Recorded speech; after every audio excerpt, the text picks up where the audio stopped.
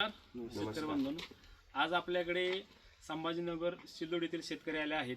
साधारण हे एक ग्रुप आहे सिल्लोडमधला. साधारण ह्या शेतकऱ्याला डाळिंब आणि तैवान पिंक पेरू आणि प्लस रेड डायमंड पेरू यांची लागवड करायची आहे. शेतकरी मागील आपल्याकडे 2 वर्षापासून आपल्याकडे कनेक्ट आहे आणि त्यांच्या पहिल्या तैवान पिंकच्या बागा आहेत. त्याच्यामध्ये ते चांगले सक्सेस झाल्यामुळे त्यांना आपण जे काय फ्युचरमध्ये त्यांच्या ग्रुपमध्ये शेती आहे त्यांना लागणारी पूर्ण माहिती, मार्गदर्शन आणि सपोर्ट आणि प्लस त्यांना लागणारा कन्सल्टंट, म्हणजे जे काय आपल्या शेती करायची आहे त्या शेतीमध्ये सगळ्यात महत्त्वाचं म्हणजे कन्सल्टंट खूप महत्त्वाचं आहे. कारण की लोक लावतात आणि त्याचं मॅनेजमेंट अभावी ते लोक त्यात फेल होतात.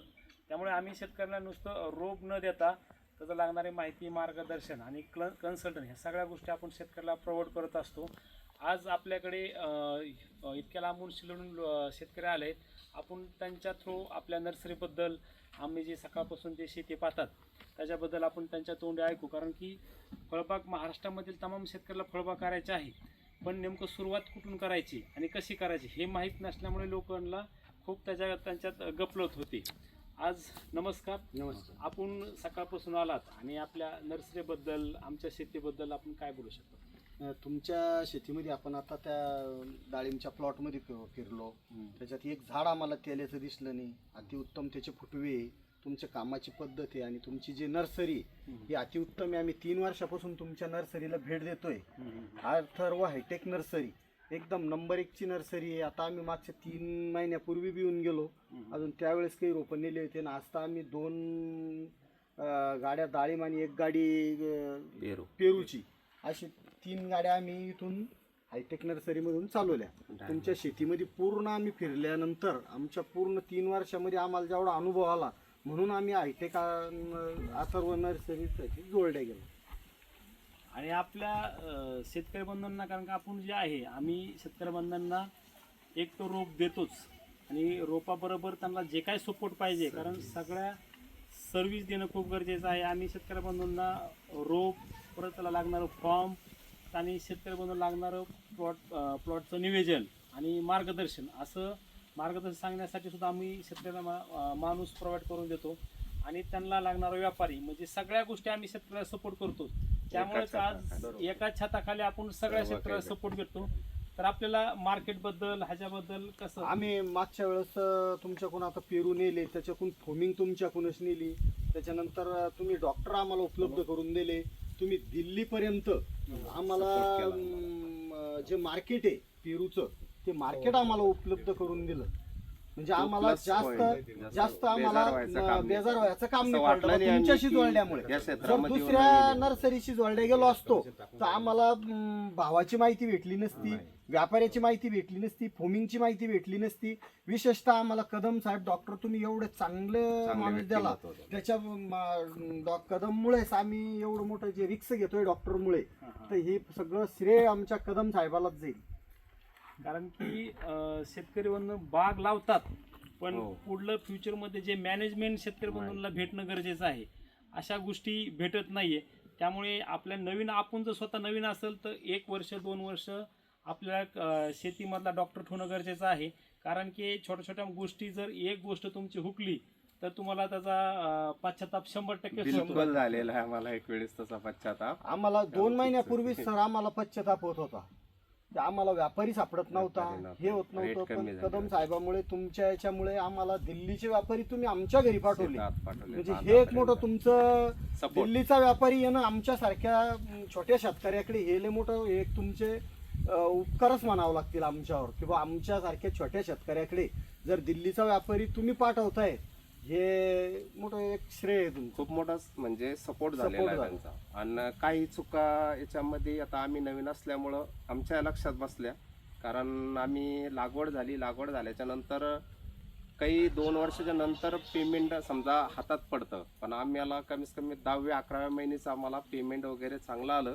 आणि थोडी चूक वगैरे नवीन शेतकऱ्याकडून होत राहती, पण सरांनी आम्हाला चांगलं व्यवस्थित मार्गदर्शन केलं. डॉक्टर साहेबांनी आमची चूक एवढीच झाली होती की सरांनी आम्हाला जे डिटेल दिलं 1 महिन्याचं की तुम्ही हे फवारण्या करा, भाव कमी झाल्यामुळे आम्ही त्याच्याकडे दुर्लक्ष केलं. दुर्लक्ष केल्याच्या नंतर ते थोडं प्रॉब्लेम झाला याला, फळावरती डाग आला होता, डाग आला होता. त्याच्यामुळे आम्हाला तोडून टाकावं सरांनी लागलं. सांगितलं की हे तोडून टाका.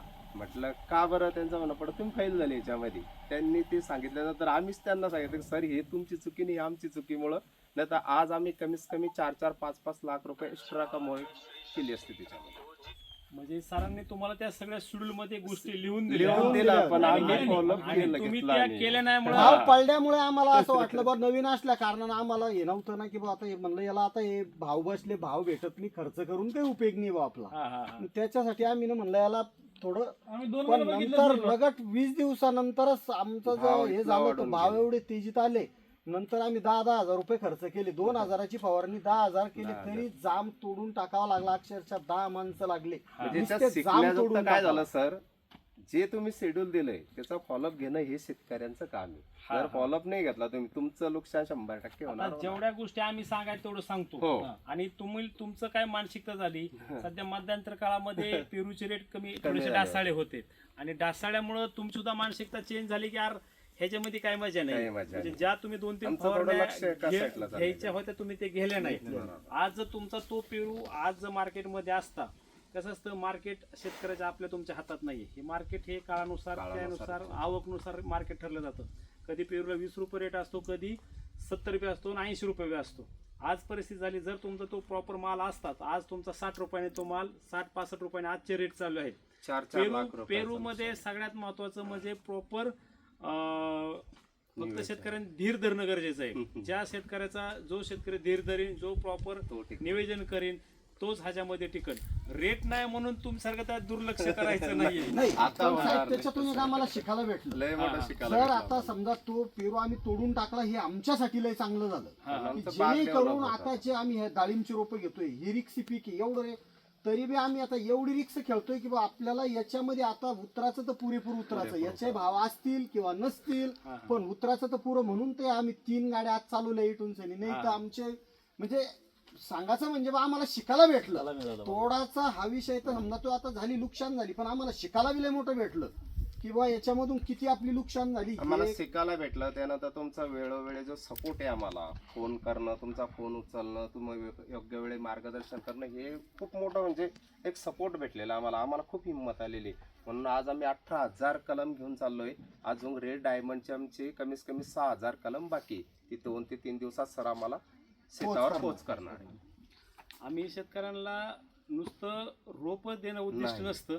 आमचं एक उद्दिष्ट असते की आता आम्ही ज्या पद्धतीने शेती करतो तसं आमचं पाहून अनेक शेतकरी सुधारावा. आम्ही त्यामुळे त्यांना आपल्या घरच्यासारखं सगळ्या एकदम जे आहे ते बेसिक मध्ये सांगतो. आमचं सांगायचं काम आहे साहेब, तुम्ही केलं तर तुम्हाला पैसे होणार आहे, नाही केलं तर नाही पैसे होणार आहे. म्हणजे आता तुम्हाला त्यातून अनुभव आलाय. आता तुम्हाला हे इथून पुढे बी जे काय सपोर्ट लागेल, माहिती लागेल, आमच्याकडून तुम्हाला राहील. फक्त त्याच्यामध्ये तुम्ही असं व्हायबल होऊ नका.